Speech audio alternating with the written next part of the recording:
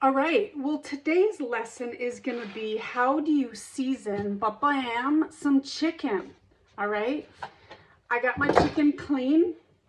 It's really important that your seasoning sits on your meat, especially the salt, for a while, because that actually tenderizes it. How do I sprinkle? I make sure that every little bit of chicken gets some love. Whatever hand is touching the chicken is not touching the salt box.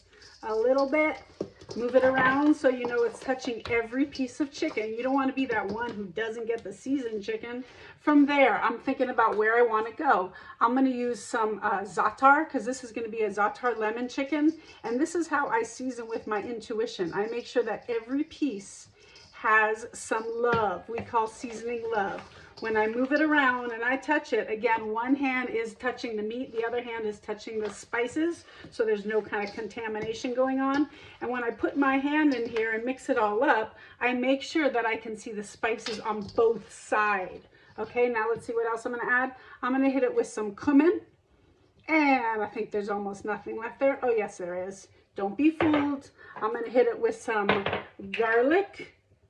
As you see, I trust myself with these seasoning, and season generously, people. I mean, people like taste. I already did my garlic. I did my salt.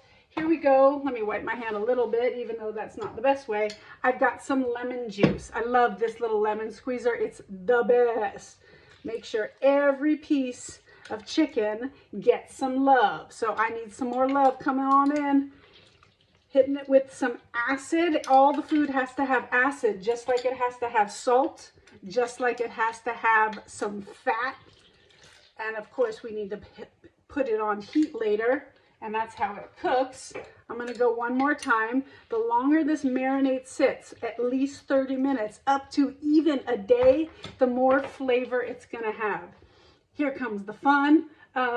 Mix and I mix and I mix, and I make sure that acid and spices gets distributed evenly. The last thing I'm going to do, remember what I said else it needed?